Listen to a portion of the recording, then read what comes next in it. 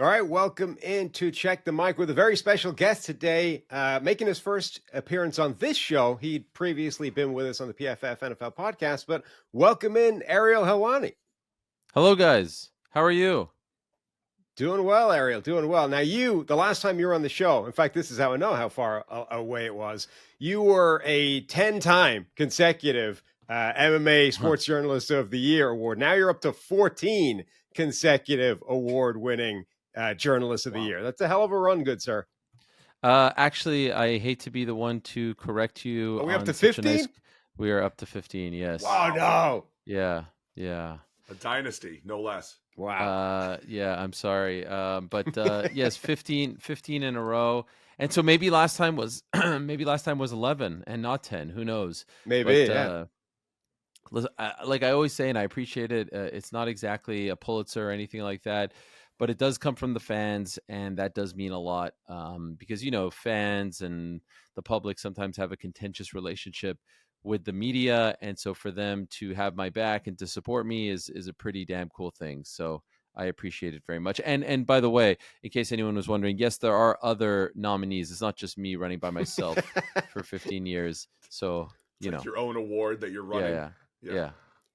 And you've been prospering while we've been away. Tell us about Uncrowned. Okay, yes. So I was working. So I left ESPN in 2021, and then I went to work for a whole host of people, and really just wanted to spread my wings and be kind of unchained, if you will, independent Helwani, all that stuff. The main two jobs, if you will, that I had was I was doing my show with Vox Media, the MMA Hour show that I had been doing for many, many years. And then so I reprised it, and then another show with The Ringer called The Ringer MMA Show. And this summer, I decided to kind of consolidate everything, bring it all in-house, own my content, hire the team myself, and partner with the great folks at Yahoo Sports. So essentially license my show out to them, and we're working in tandem, and they've been fantastic.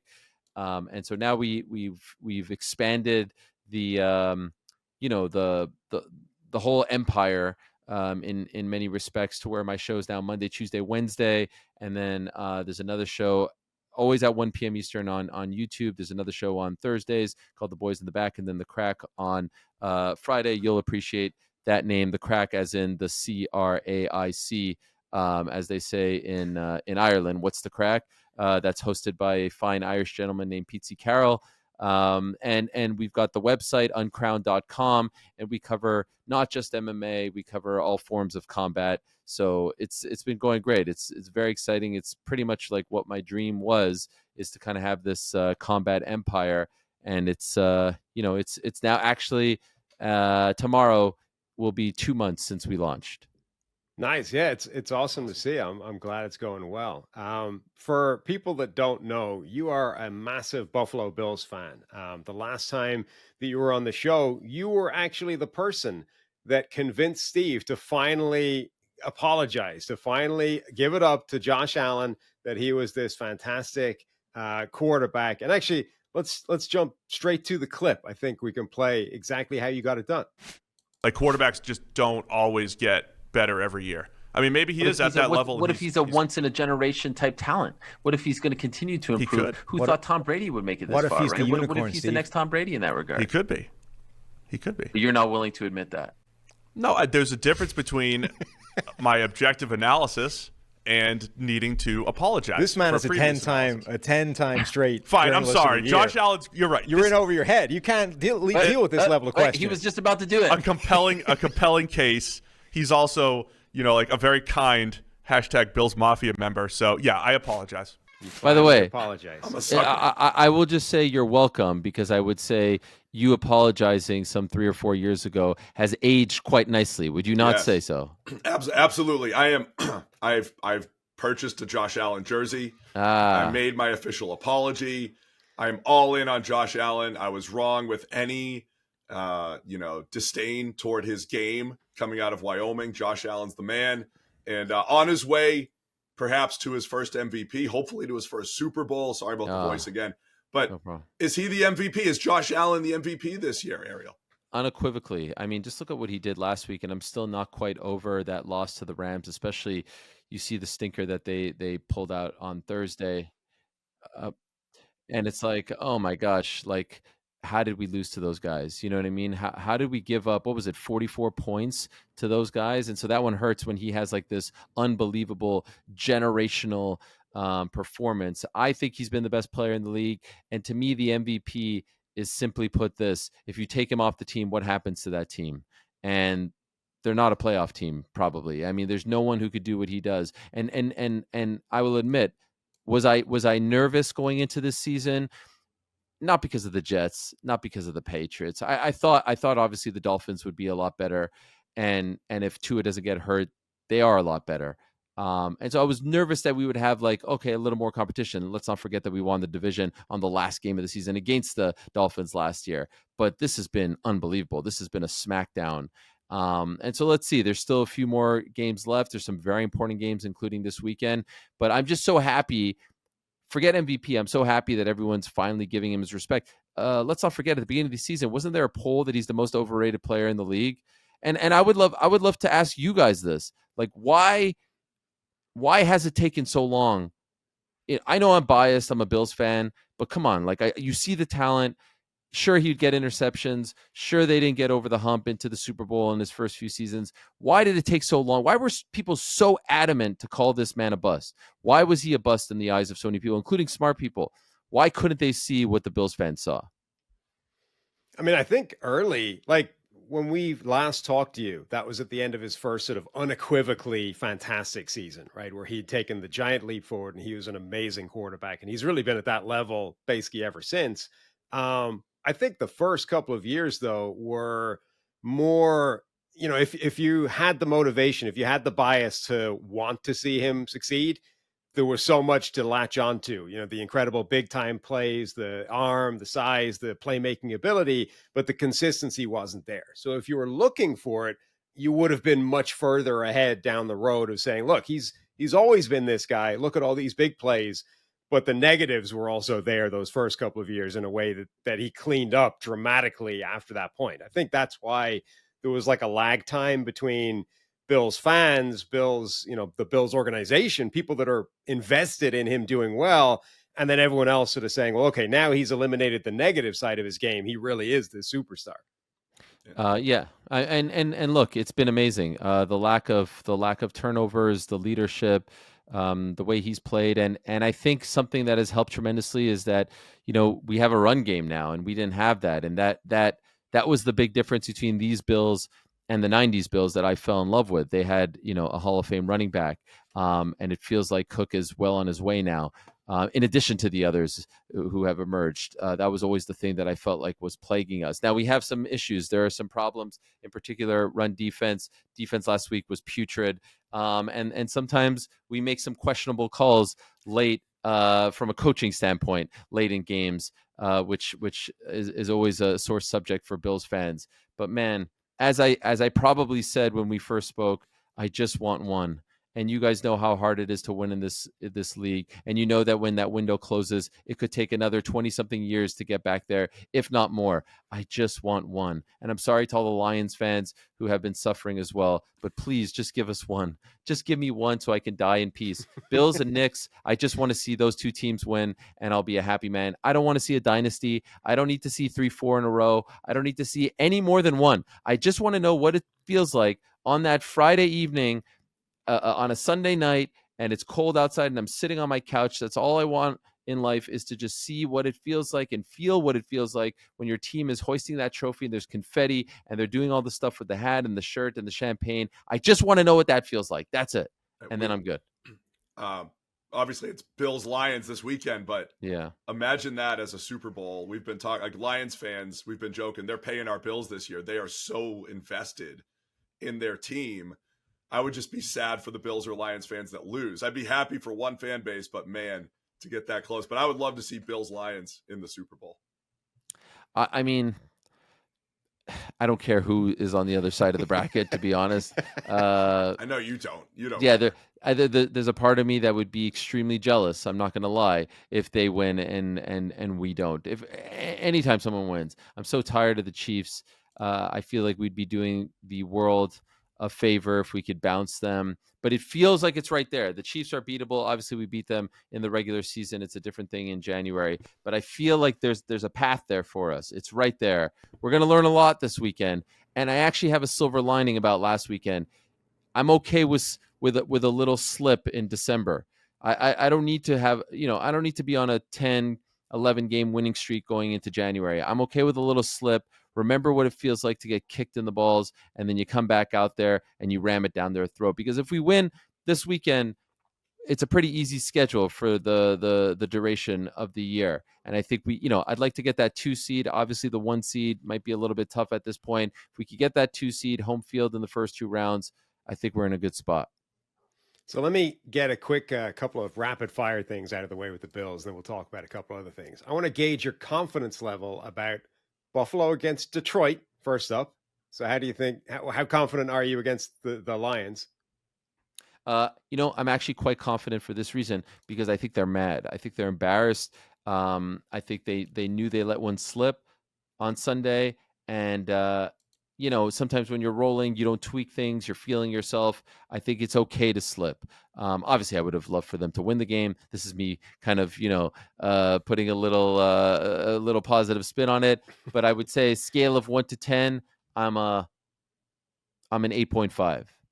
Nice. Okay. Confidence level against the Patriots, which I think is the next game coming. The old enemy, they've fallen off. No more Bill Belichick, and things aren't going great there. But young quarterback Drake May, how confident are you against the Patriots? Scale of 1 to 10, I'll say like 17.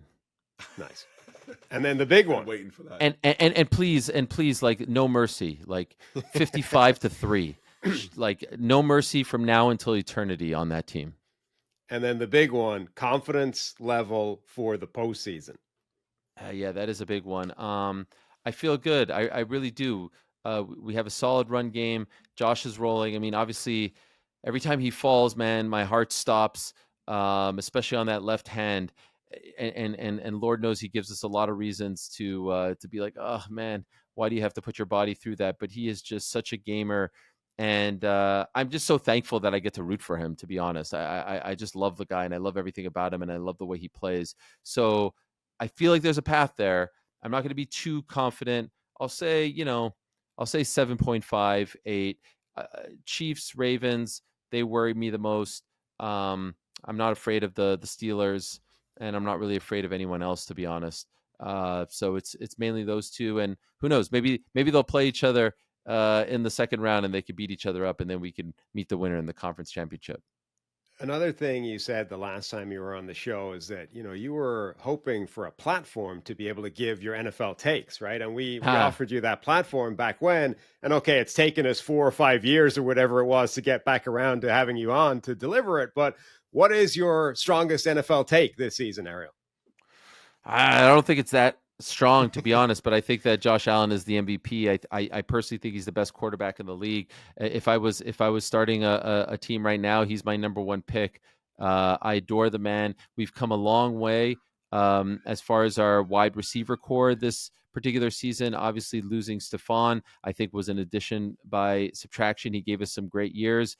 Losing Gabe Davis hurt as well. I'll never forget that game against the Chiefs in the playoffs. And my second take, in my humble opinion, Brandon Beane is the best GM in the NFL, because what he continues to do is incredible. I know there's some there's some people who don't love McDermott, and I understand why, but that's my guy, and I try to be a positive fan. I don't want to be one of these belly aching fans complaining about everything. I really try to believe in, like, you got to back your team no matter what in the trenches. These guys are fighting for us. So yeah, I wouldn't say that this is probably the hottest of takes, but it's time that people start putting some damn respect on Josh Allen's name. And I think it's happening this year, because I don't see as much mudslinging as I've seen in the past. I mean, even just last week, you rarely see a game, you rarely see a loss result in the kind of MVP conversation that was happening about Josh Allen coming out of that game, right? The loss seemed to enhance his MVP candidacy in a way you don't generally see. So I think you're right. It is leading. It was to incredible. It's just the defense was extremely disappointing. I'll ask you guys.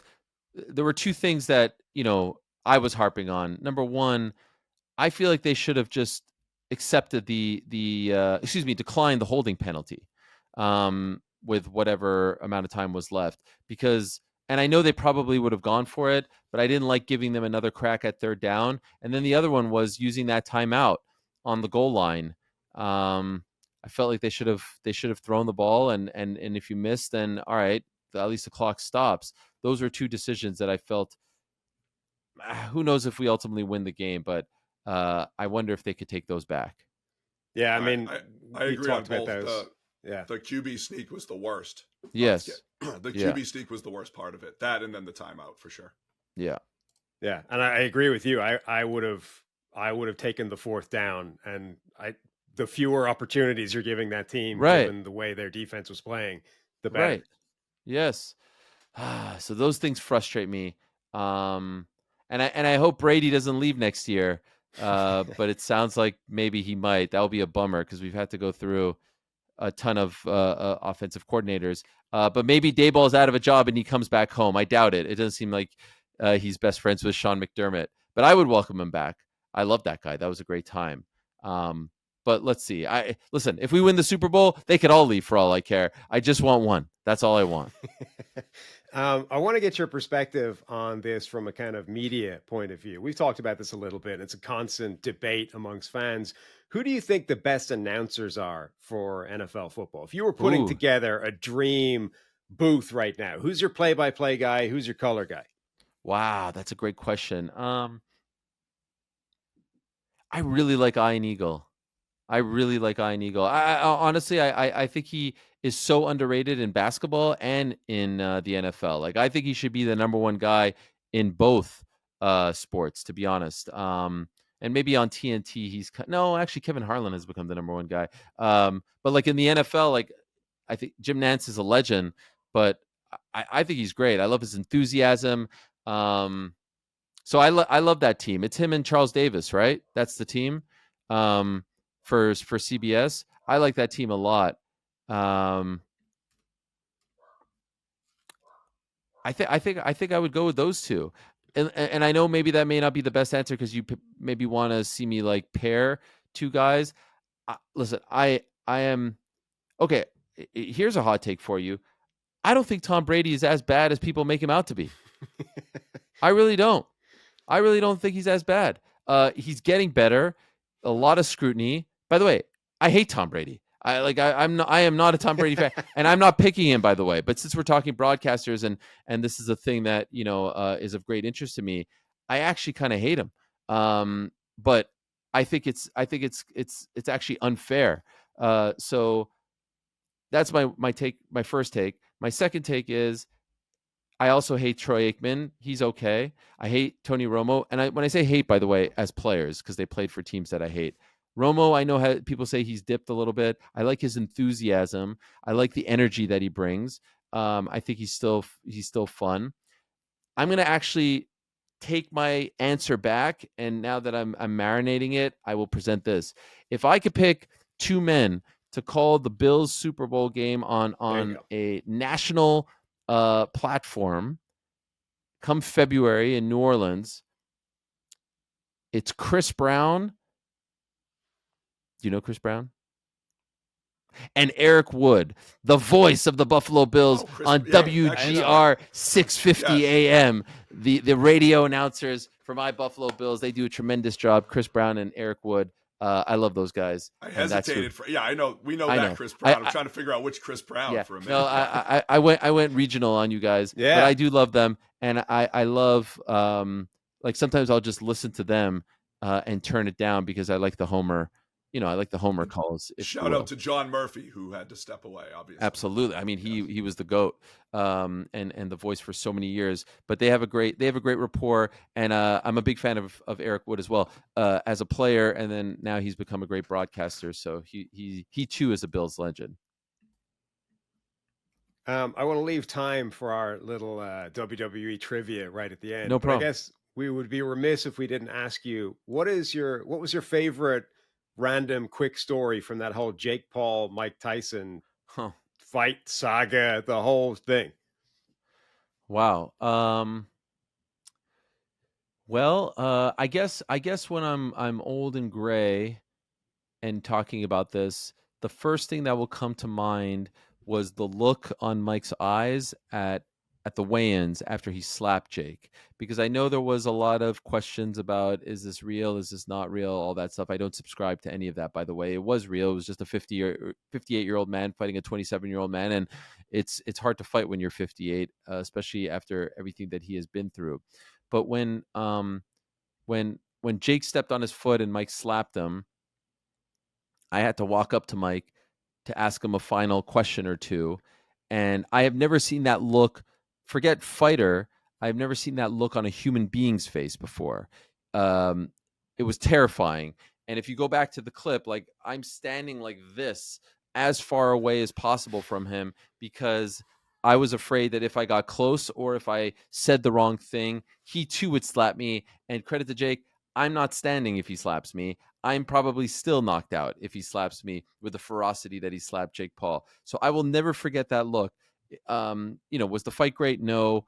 Was the experience incredible for me personally, selfishly, as a kid who grew up loving this stuff and watching this stuff? Absolutely. And it was just amazing. Like, I cover combat sports primarily, and I'm in this bubble 24/7, 365. And just the experience of the next day coming home and going to my kid's soccer game, and like all the parents who, I see these people every week, years and years, and we're just talking about our kids. And like, I don't even think a lot of them knew what I do for a living. And they're like, we were watching Netflix last night and you were on there. What the hell?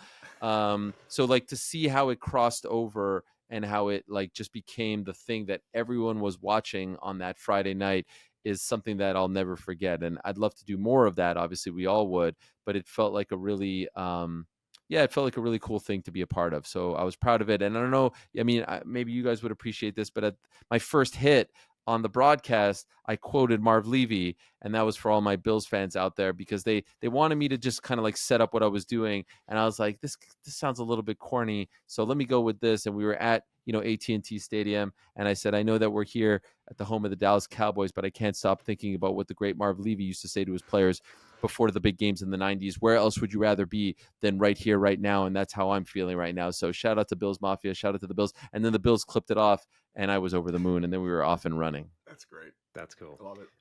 We're all late 80s, early 90s wrestling fans here. I think you two are bigger fans than I was. I'm happy to cede that to the two of you. But Steve in particular is a particular type of weirdo where if you just show him like a screenshot of a match on YouTube, he'll tell you what the pay-per-view was, right? Love it. So we decided it would be kind of funny if we give you guys a few hints, and whoever shouts out the correct pay-per-view back in the day first wins the point.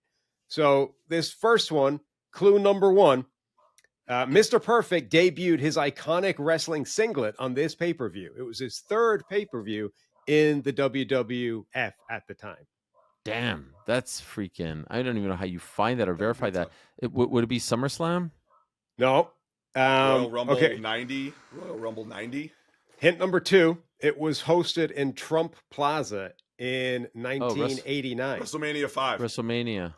There you go. Yeah. WrestleMania 5, specifically. WrestleMania 5. Point number one to Steve. Let's give a second one. Let's give a second shot. This pay-per-view opened with a 6-man tag team match between Taka, Michinoku, the Headbangers, versus Kai and Tai. It's somewhere in 98, Ariel. It's the right somewhere year. In 98. Survivor Series? Know. This one's too late for us, I think. That was King of the Ring, 1998. Let's jump back in time again. This one took place on Thanksgiving Day. Survivor Series. Survivor Series Oh wait, are we on the same match? No. Third one now. One. Okay. Wait, this would be Survivor but there were several. Series 90. Correct. Survivor Series 1990. But there were several on Thanksgiving. This is a scam right here. Ariel, I'm just the host. I'm reading the things written in front of me. I don't have the answers. All right. You want the last? Okay. This next one, we're still in the early 90s era now. 11 matches took place at this event inside the stadium. However, only 8 were shown on TV in the USA. What? I was about to say WrestleMania 2, but that was before the... Yeah. Hint number 2, locations. The Ultimate Warrior won his WWF Heavyweight Championship match via countout. Oh, jeez. Royal Rumble? No. Nope. Hint number 3, the British Bulldog was carried by Bret Hart in this main event overseas. SummerSlam 1992, Wembley Arena. Wembley Stadium. Bingo. Bingo. Nailed it. Yeah. Warrior faced Macho Man. That's what it was. Yeah. By the way, if you're an old school fan, and I don't know, when is this airing? Is this airing? I think pretty much maybe ASAP later once today. We put it together. Okay, so are you? Did you hear about Saturday night's main event coming back? Oh, I did. Yeah. Is that this week? When is that? That's tomorrow at Nassau Coliseum, and the whole thing is old school, like the graphics, the music. They're going nice, like late 80s that's like style. That's like Dick Ebersol producing it and everything type of not deal. Dick Ebersol, not Dick Ebersol. But that's like the PlayStation's 30th anniversary thing. There's a mode where you click the PlayStation, it goes back to like the PS1 graphics and sounds. I love that and all that kind of stuff. I love that stuff. I hope they do more of that. Apparently, they're going to be doing 4 of those. I remember vividly as a kid. So Saturday night's main event, for those that don't know, would happen once a month when SNL was dark. But I didn't quite understand how that all worked. There was no internet, so I would just tape that slot every Saturday night, 11:30, just in case. And I couldn't stay up. I'm like 8 years old, and I would wake up at like 6 a.m. and I would literally sit there on a Sunday morning. I can remember it like it's yesterday. And you rewind the tape, and you're like, please. I didn't understand the thing that it was once a month. Like no one explained this to me. So it would either be 3 times out of 4 SNL, or then the Saturday night's main event music would pop on. I'd be like, yes, or I'd be devastated. So it was always like I felt like I was gambling and rushing downstairs to see what was there. So it's very nostalgic and fun, and I'm happy they're bringing it back. That's great. Ariel, thanks again so much for coming on. Again, we should not let it be 4 or 5 years. No. Thank you. Yes, absolutely. Who knows? In 4 or 5 years, maybe we'll all be in different jobs and whatnot, but hopefully not. And congratulations to you guys. Pleasure to be on as always, and keep up the great work and continued success. And just like before, it's an open platform for you to come on and air your NFL takes anytime you're looking for it. Hey, if the Bills win the Super Bowl, book me. I'm there. All right. Yeah, so it's a deal.